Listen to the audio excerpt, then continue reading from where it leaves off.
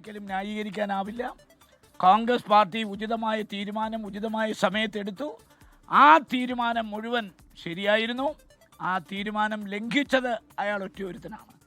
പണ്ട് സമാനമായ ഒരു സംഭവം അല്ലെങ്കിൽ പോലും ഒരു ലൈംഗിക അതിക്രമ കേസ് കോവളം MLA-ക്കെതിരെ വന്നപ്പോൾ അദ്ദേഹം എത്ര ആത്മസംയമനത്തോടു കൂടിയാണ് ആ കാര്യം നേരിട്ടത്.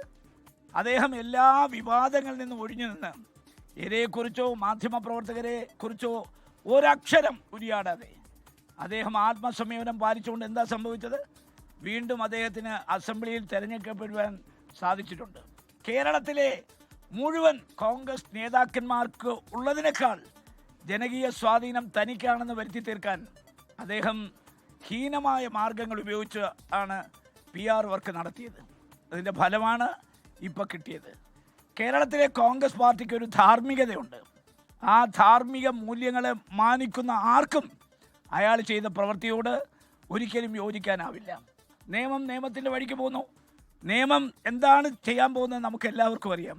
ഈ കേസിൻ്റെ നിയമപരമായ നടപടികൾ എവിടെ ചെന്ന് അവസാനിക്കുമെന്നും നമുക്ക് എല്ലാവർക്കും അറിയാം. നിയമത്തിൻ്റെ വഴിക്ക് പോട്ടെ.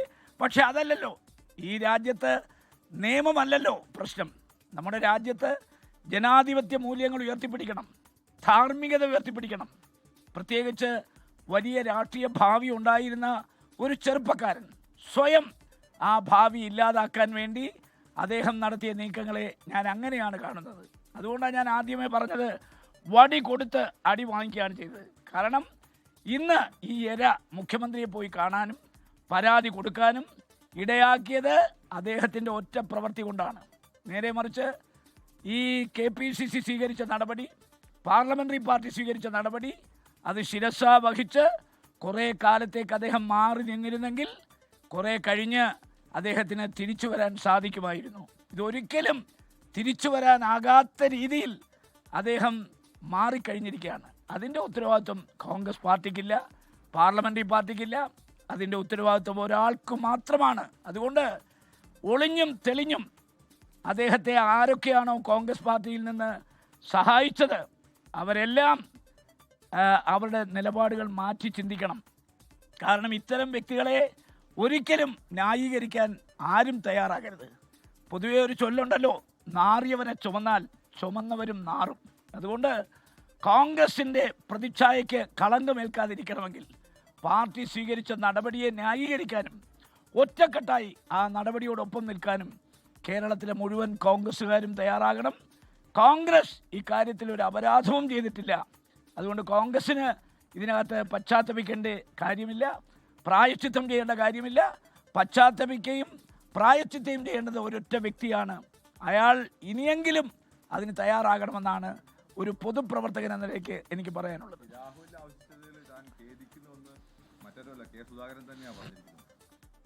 ഞാൻ നേരത്തെ പറഞ്ഞതാണ്, ഇപ്പോൾ കെ സുധാകരൻ ഇങ്ങനെ ഓരോ കാലത്ത് ഓരോന്നോരോന്ന് മാറി മാറി പറയുകയാണ്. ഇപ്പോൾ നിങ്ങൾക്ക് മനസ്സിലായല്ലോ ഓൾ ഇന്ത്യ കോൺഗ്രസ് കമ്മിറ്റി എന്തുകൊണ്ടാണ് അദ്ദേഹത്തെ KPC പ്രസിഡന്റ് സ്ഥാനത്ത് മാറ്റിയെന്ന്. കാരണം അദ്ദേഹം ഒരിക്കൽ പറയുന്നതല്ല പിന്നെ പറയുന്നത്. അദ്ദേഹത്തോടൊപ്പം ആലോചിച്ചിട്ടാണ് ഈ തീരുമാനം എടുത്തത് പാർട്ടി. പിന്നീട് അദ്ദേഹം അന്വേഷിച്ചു. എന്തന്വേഷണം? അന്വേഷിക്കാൻ അദ്ദേഹത്തിന് എന്താ അധികാരം? ഇനിയല്ലേ അന്വേഷണം ആരംഭിക്കാൻ പോകുന്നത്? ഇര നേരിട്ട് മുഖ്യമന്ത്രിയെ പോയി കണ്ടു, പരാതി നേരിട്ട് കൊടുത്തു. ഇനിയാണ് അന്വേഷണം നടക്കുന്നത്. അന്വേഷണത്തിൻ്റെ റിസൾട്ട് എന്തുമാകട്ടെ, whatever it may be, we are least bothered about that. പക്ഷേ we are much concerned about our party. നമ്മുടെ പാർട്ടിക്ക് ഒരു മൂല്യബോധമുണ്ടല്ലോ, ആ മൂല്യബോധം തകർക്കാനും കോൺഗ്രസിൻ്റെ പ്രതിച്ഛായയ്ക്ക് കളങ്കം വരുത്താനും അതുപോലെ തന്നെ കോൺഗ്രസിനെ പൊതുജന മധ്യത്തിൽ പ്രതിക്കൂട്ടിലാക്കാനുമാണ് ഈ ചെറുപ്പക്കാരൻ ശ്രമിച്ചത്. അതിനെ ആര് ന്യായീകരിച്ചാലും അവരോടൊപ്പം നിൽക്കാൻ കേരളത്തിലെ കോൺഗ്രസ് തയ്യാറാവില്ല. അല്ല, ഞാൻ പറഞ്ഞത് ഇടതുപക്ഷത്തിന് ഇതൊന്നും ആവശ്യപ്പെടാനുള്ള യോഗ്യതയൊന്നുമില്ല. പയ്യന്നൂരിൽ 20 വർഷം ശിക്ഷിച്ചു. എന്തിനാ? പോലീസിനെ ബോംബെറിഞ്ഞതിന്. ആ MLA ആ വ്യക്തിയെ വീണ്ടും സ്ഥാനാർത്ഥിയായിട്ട് അംഗീകരിച്ചു, മാലയിട്ട് സ്വീകരിച്ചു.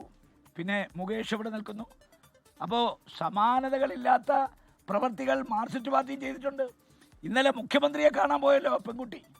മുഖ്യമന്ത്രിയുടെ ഓഫീസിരിക്കുന്ന P ശശി ആരാ നമുക്കെല്ലാവർക്കും അറിയാം. അതുകൊണ്ട് ധാർമ്മികതയെക്കുറിച്ചൊന്നും മാർക്സിസ്റ്റ് പാർട്ടിയും BJPയും പറയേണ്ട. അതല്ല, കോൺഗ്രസ് പാർട്ടിക്ക് ഒരു നിലപാട് വേണം. ആ നിലപാട് വെച്ചുകൊണ്ടാണ് ഞാൻ പറയുന്നത്. അല്ല മാർക്സിസ്റ്റുകാരും BJP-ക്കാരും ധാർമ്മികതയും പറഞ്ഞുകൊണ്ട് വന്നാൽ അതൊക്കെ കേരളത്തിൽ. രാജ്മോഹൻ ഉണ്ണിത്താൻ മാധ്യമങ്ങളെ കാണുകയായിരുന്നു.